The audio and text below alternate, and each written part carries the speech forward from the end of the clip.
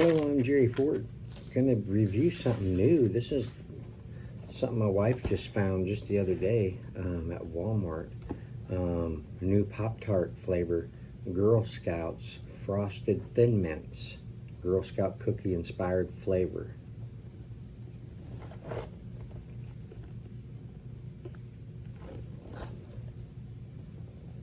This is a big 16 pack here.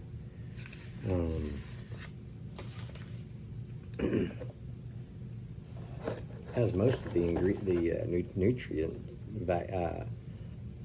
deal right here on this big old strip here, but we're going to look at the back side of here.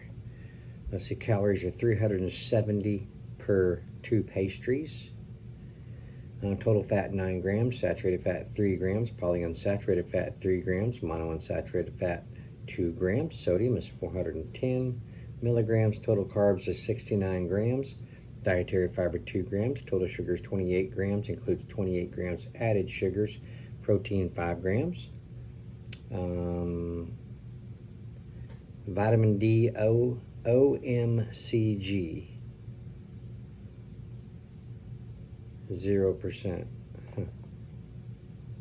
Iron 1.4 milligrams, thiamine 4%, niacin 10%, calcium 10 milligrams, potassium 160 milligrams, riboflavin 10%, folate 40 mcg, DFE 10%, 20, or I guess you could say, or 20 mcg folic acid.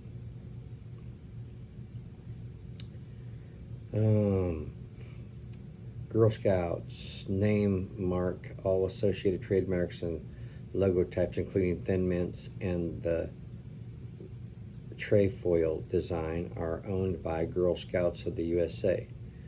Kellogg Sales Company is an official GSUSA licensed vendor.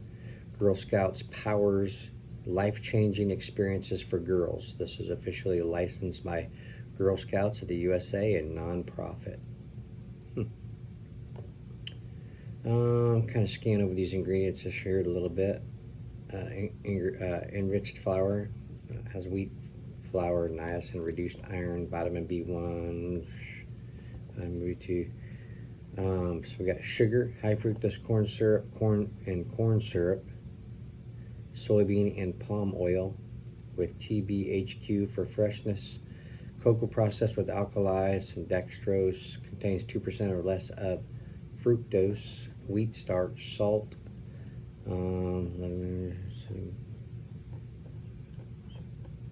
natural and artificial flavors, some gelatin.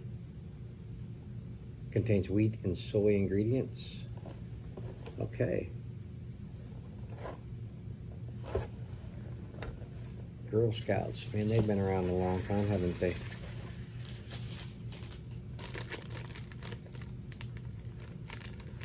On this foil it says, I think I just heard a toaster being plugged in. It's like a comic, you know, with the bubbles up here. And then it says, enjoy the foil, it's on us.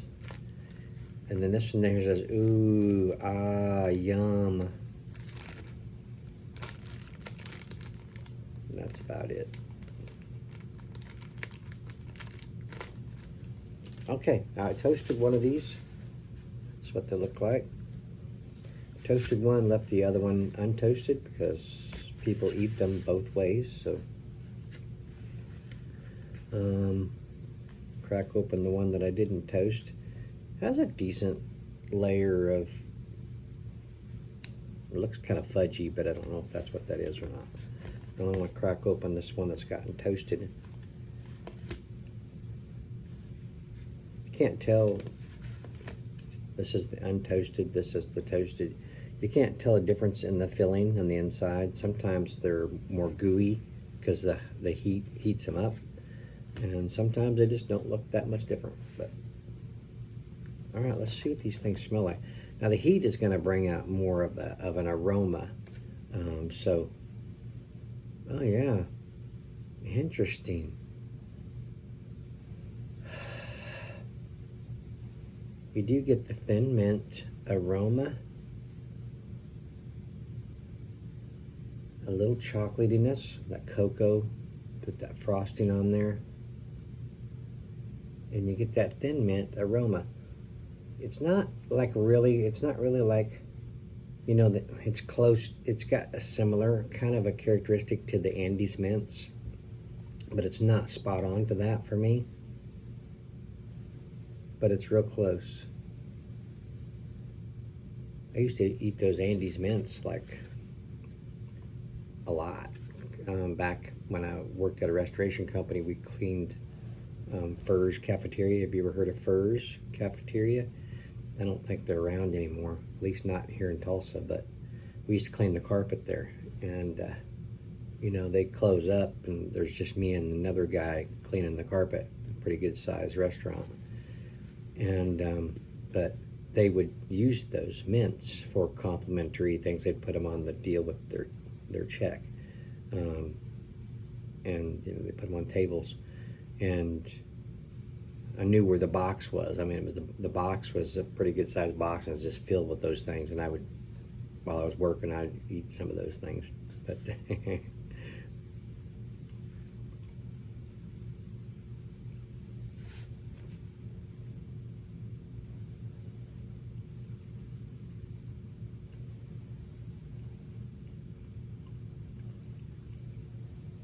this is the toasted one.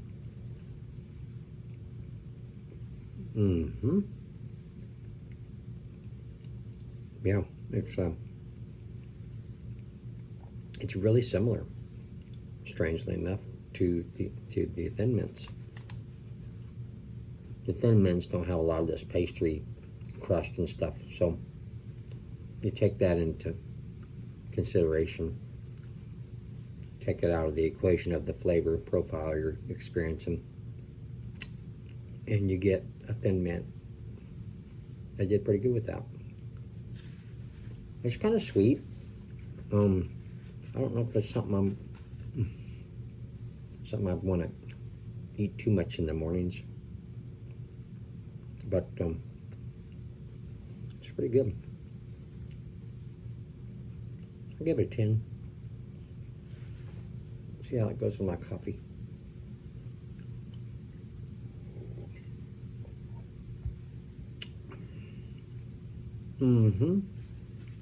Coffee actually makes it better.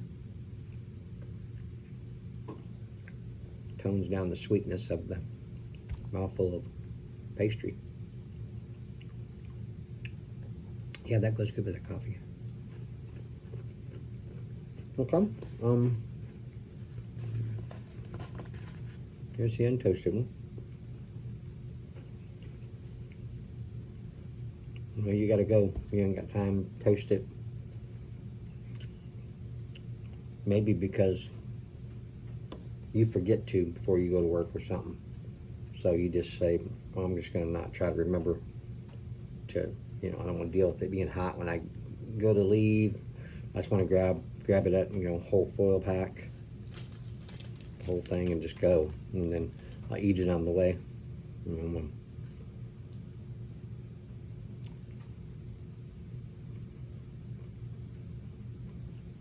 Thin Mints aren't heated up, so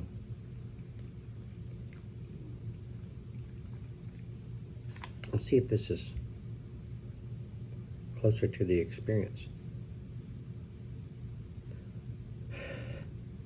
The aroma is not being emitted very well from this, not being heated up, and you can get a little bit.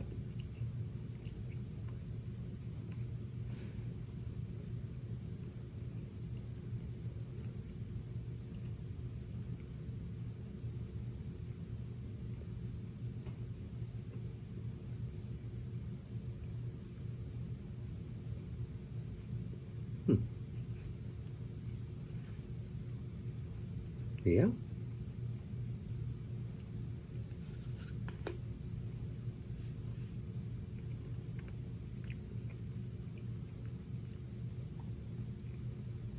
Might be a little closer to the actual Thin Mint not being heated up.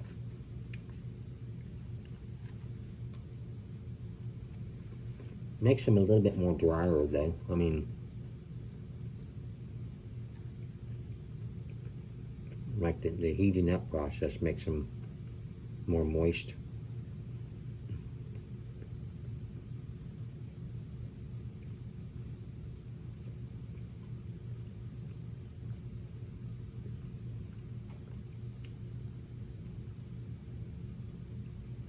I don't know which way I'd like them better. Let's see how the dry one, untoasted one goes.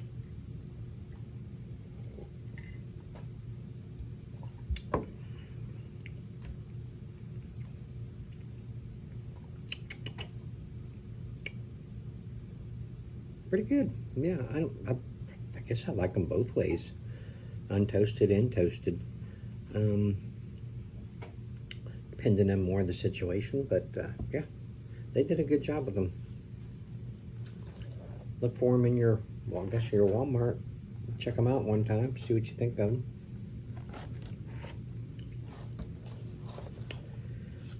Yeah, I'm going to end it here. Not much more to say.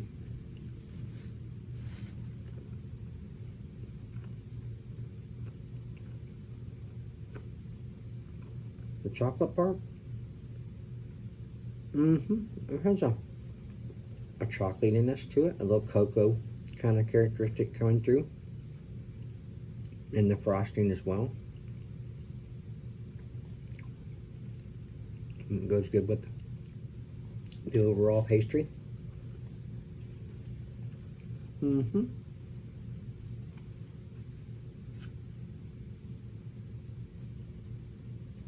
Now, I'm going to end it here.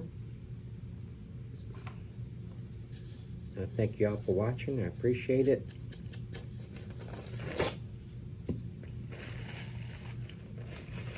And we'll see you on the next one. I got another Girl Scout one that's new. So, where is it? Oh, yeah, you can see it up there, right there at the back of the refrigerator. It is the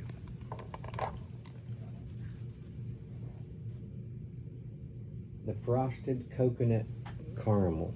We'll do that one tomorrow. You'll recognize it. You can't see it from there, but you'll recognize it when I show it to you. Okay, now I'm going to end it here, and I thank y'all for watching. I appreciate it, and we'll see you on the next one. Have a good day. Bye.